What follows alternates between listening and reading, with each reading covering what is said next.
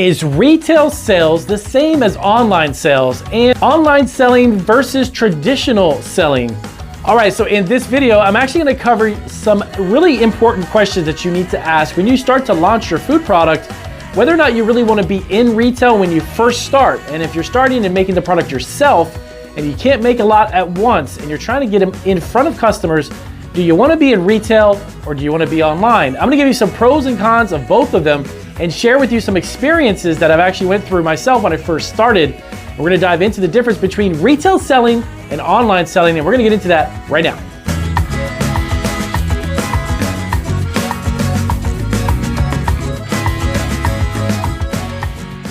All right, so welcome back to Marketing Food Online. It is Damian Roberti, and I am here to show you some examples today, guys, of what is good and bad about retail or online. When you first start your packaged food product business or any type of food business at all, you're probably doing the majority of the work and investment on it yourself. A lot of times companies don't necessarily start off with $1 million in the bank to get launched, and they don't have about 20 to 30 people to help getting going. So when I first started my candy business quite a few years ago, over 12 years ago, my wife and I actually had a chance to be in multiple retail stores here where I live, and this was actually down near Atlanta. So we actually had 9 stores that we were given to have our candy in. And from what I learned is what I'm gonna go over with on the back here behind me, retail may not actually be something that you wanna get into. And I'm gonna give you some reasons why. Because when you first start, it's very difficult for you to handle all of and encompass all of the responsibilities of getting into retail stores and mass producing a product, plus the amount of resources from time, money, investments, packaging, and logistics, and everything else that goes along with it. So let's dive into this board back here and let me explain to you what's kind of good and bad about both. Number one, if you want to get into retail, you may end up having to go through what's known as a food broker or a corporate buyer. Every company, every grocery chain has different categories within the stores. Those retail stores rely upon a buyer, they're known as, in a specific category. So let's just say frozen food. If you had a frozen food product, you would need to go through that category buyer in order for you to get your product on the shelf. The only thing about that is that the buyer is the one who will determine whether or not you're actually going to get in the store and what flavors or what different products that you already make that they really just want to try. Many times, if you're a very small food producer, and if you do get into retail and you actually get an opportunity to do that, they're going to give you a very small amount of shelf space. Shelf space is something that is absolutely worth its weight in gold when it comes to retail stores because they only have so much sales floor space available for products. And a lot of times they're already booked out and have their shelf space planned out. So introducing new products into retail is not that easy to begin with. So the buyer will determine whether or not they're going to want to bring your product in. Now, let's compare that to being online. I created all of our websites, our Amazon listings, our eBay store, our Etsy store, and our store on Shopify and Weebly, et cetera, et cetera. I got us up and running in a matter of just a couple of weeks. Which is very, very small time frame for you to launch a product online compared to trying to get it into retail stores. So if you're trying to get into retail stores, it could be months, sometimes 6, 7, or even 8 months before they even give you a thumbs up or a thumbs down. And then the logistics starts, the actual production of the product and getting it into their distribution centers, and then getting it from those distribution centers into the retail stores. It is a long road. You can actually get up and running in a matter of a couple of weeks because you control the listings and you can create the store in a matter of just a few days, okay? Next up, limited customers. You rely on the physical location. The thing about retail is, and I'm gonna give you an example of what I went through. We had 9 stores that we were actually furnishing our candies with. Now you have to understand something, that my wife and myself, we were the only 2 people making the candy. We were making it, bagging it, labeling it, printing the labels, and actually bringing it to the stores and filling the shelves with it, taking off any merchandise that is outdated and giving a refund and going through that whole process too, which I'll get into in a minute. But everything that we were doing, because we were so small, we did it ourselves, okay? So the thing about that is that the physical location of those 9 stores, we relied on the products sitting on a shelf, waiting for someone to physically come into the store, shop, and whether or not they were even interested in candy, and then on top of that, are they even interested in our candy? So let's just hypothetically say that we had 1,000 people go into each store. So out of every store, every week, we had 1,000 customers. How many of those people were looking for candy? Let's say 100, if we're lucky. So out of that 100, not everybody is obviously looking for candy. Out of the 100, they go to the candy aisle. They see our candy along with tons of other candies. How many of those 100 actually bought our bags? Maybe 2 or 3 people, okay? So you see where I'm going with this? You're relying upon the physical location, the traffic going to those stores, and then dwindling it down by how many people are actually looking for your product. Okay, it's not necessarily candy, but if you're making hot sauces, salsa, or potato chips, or a snack, how many people are gonna buy your product, right? So you're limiting yourself because you're only getting a certain amount of people walking through the store. Now, contrast that. Unlimited customers online, literally. We have stores on Amazon, eBay, and Etsy, as I mentioned. Amazon alone gets a few hundred million, I guess a couple hundred million actually every single month, right, on their website. So the potential of us to sell our product, statistically, is actually much better. Walmart.com, I think it was like 200 or 220 million monthly visitors go to Walmart.com. How many of those customers can we potentially have as our customers selling our candy? Obviously much better than the retail location that has about 1,000 people who actually are walking into the stores. Do you understand the difference between the two? So if you've got on Amazon, if you're on Walmart, and then you spread yourself out even on eBay and Etsy, and you go to all those platforms and you have the same product that you're selling, you're in front of hundreds of millions of potential customers, right? Excuse me. So you've got a lot of customers who are coming online to look at a product that you could potentially be selling to, okay? I'm not relying upon just a couple thousand. So statistically, you have a better chance of selling products online. But again, this has been your small.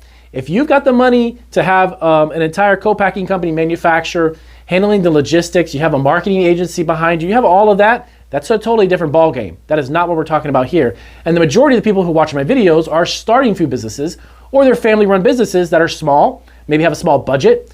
They're not having a huge co-packing company behind them. They don't have a marketing agency. So realistically, you're starting something small, you could be up and running in a matter of a very short period of time.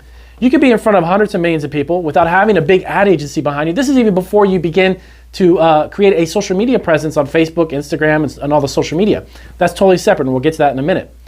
But this is simply by creating a listing and being in a category, you've already exposed yourself to a lot of customers. Next up, good old net 30, net 60, and net 90. Now, if you don't know what that is, that means that a retail store will say, hey, Damien, I love your candy. I'll go ahead and take 1,000 bags, but guess what? I can't pay you. I'll give you the net in the next 30 days. Some stores say, you know what? I'll do net 60. Those are terms that you have to agree to when you want to be into retail. They're not going to pay you, by the way, for 60 days. That's 2 months. As a small food producer and a small family business, guess what? You're probably not in a position to front out the money to produce a product, bag it, package it, ship it, or bring it to the location, put it on a shelf, and then sit back and wait. And wait for 60 days until you get paid, right? Guess what? Some of them go as far as 90 days. Yes, there was a company that we approached who was interested in our product, but we literally financially were not in a position at that time to take net 90 days terms. That was not gonna work. That means 3 months. Your product sits on a shelf without you being paid. Guess what? You don't have to do that over here. Online, there's no one's, Amazon's not saying, hey, you know what, go ahead and create a listing, but we're gonna charge you for it, and we're not gonna pay you for another 90 days after you sell it. Not gonna happen, right? Because you instantly get paid when you sell the product. Okay. Next up, what's really unique also is the replacements and refund. Replenishment and refunds. Some retailers will actually tell you that, guess what? The product that you're selling, which is a food product, has a best by date. Pretty much every food product does, right? So if it doesn't sell in a certain period of time, Damien, you're gonna have to get a refund from you. You're gonna have to throw those into the trash and replenish it. I was actually having to bring more product to the store and then give them, at the end of each month, I'd have to send them a refund or a replenishment check, giving them back the money that they actually fronted us for selling the product, which didn't sell, right? So if 100 units went to the store and they sold 50 and 50 went to the trash, but they already paid us with the net 30, we have to give them back the difference. Some stores will actually do that, okay? Now, next up, they control what flavor items come in. So let's say you have a product in their signature seasoned nuts, and you had a line of nuts, right? Different nuts and snacks. And you had 5 different flavors. Well, guess what? The buyer's gonna say, you know what, Damien, I only got room for 1 right now. I know you have 4.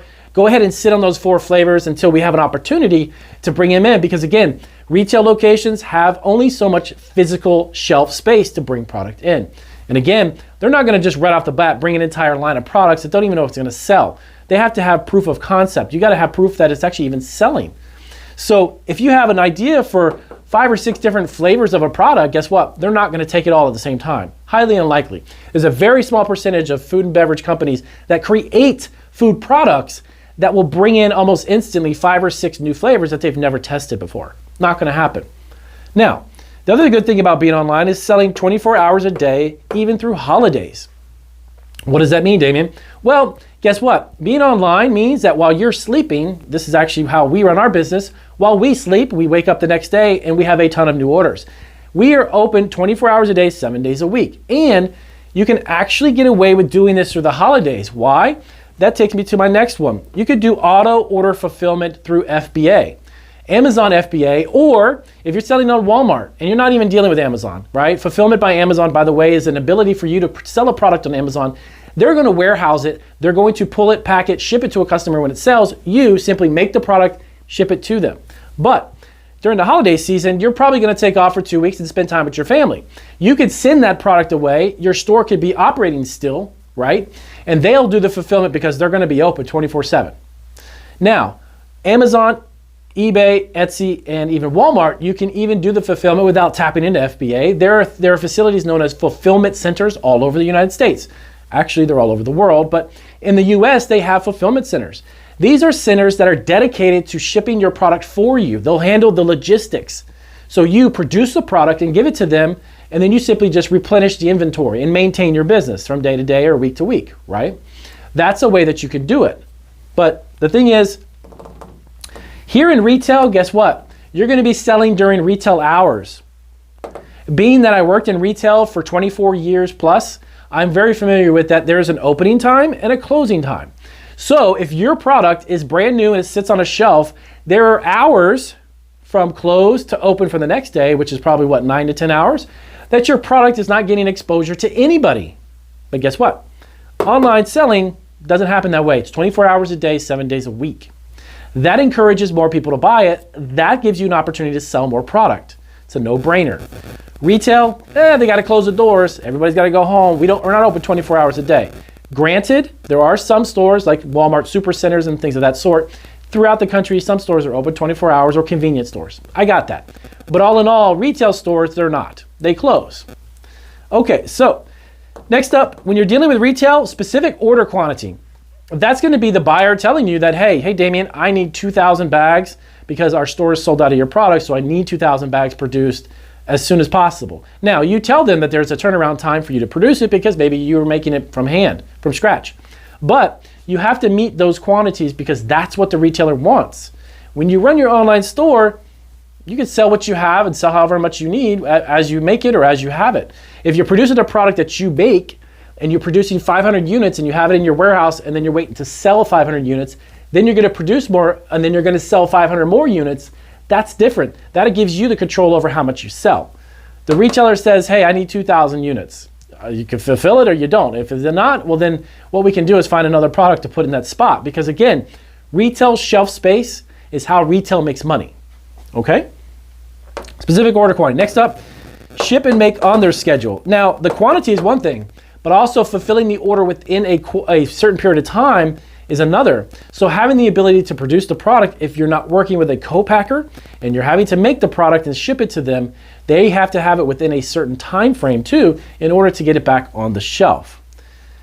Let's go back over to online marketing, online selling. So you also control the marketing aspect. This is really fantastic because no one knows your product better than you. No one knows your demographic or the type of people who buy your product really better than you. If you're making chewing gum and you have a specific type of chewing gum and you know who buys it, then you can control marketing through Facebook ads, Google ads, even YouTube, and create video content and promote the video itself on the YouTube platform to sell your actual gum product or whatever it is that you might be selling. So this gives you full control over the marketing. And guess what? You don't have to be a marketing ad agency genius in order for you to promote your product. All marketing is simply getting eyeballs on a product or service and turning those people into converting them into buyers of your product and service. That's it. That's marketing in a nutshell. It doesn't have to be rocket science. I actually have a degree in marketing. I can tell you for a fact, it doesn't have to be that difficult. Simple ads, simple videos, simple Google ads can attract the people you need as long as you take a look at what the information that you're getting back from the actual ad, and then you can zone in on those specific demographics and people who buy it. So you don't have to have a bunch of people behind you to do this, especially when you're first starting, okay? Next up, create a new item and simply add it to your store. Kind of back to what I had briefly mentioned back at retail. If you came up with an item, it was a new flavor, maybe a new package size, maybe a new logo, maybe a different bundle pack, maybe you're doing mixed nuts and you have 5 flavors and you want to create a 5 1-pound bag flavor and you want to put it on your store, you can instantly, again, get it directly in front of millions of people without having to go back to a retail buyer and then kind of beg them, say, hey, I got this brand new combination of, I got a new flavor, I got a new bag size. They're not going to instantly bring it into the retail stores. It could take, again, months or even weeks or even years for it to actually get into retail and trickle into their logistics and then back into their stores. So having the ability to come up with some creative new food products and introduce it instantly on your store is something that you could do yourself, not have to go through a buyer or get permission or have a food broker some type of deal on your behalf. Brokers, by the way, are ridiculously expensive. I have never used a food broker, and unless you truly actually want to use them, they are extremely expensive. You have to pay them up front as a retainer in most cases before they even work for you. So that's something to think about. You can introduce a food product instantaneously online. You control the store and you control the listing for that product. You can scale online faster within literally a matter of days or months or even weeks when you have a product that's beginning to sell and you have the ability to produce even more of it, or you have the ability to tap into a co-packer. You can scale that business online extremely fast. Why? Because you don't have to go through all the red tape of trying to get more sales through a retail location. By the way, there's a big gap in time from the logistical standpoint. When you create a product and you want to scale it, it has to go into their shipping system. It has to get into their warehouse and into the logistics ship. Then it has to actually physically be shipped from the location into the retail stores.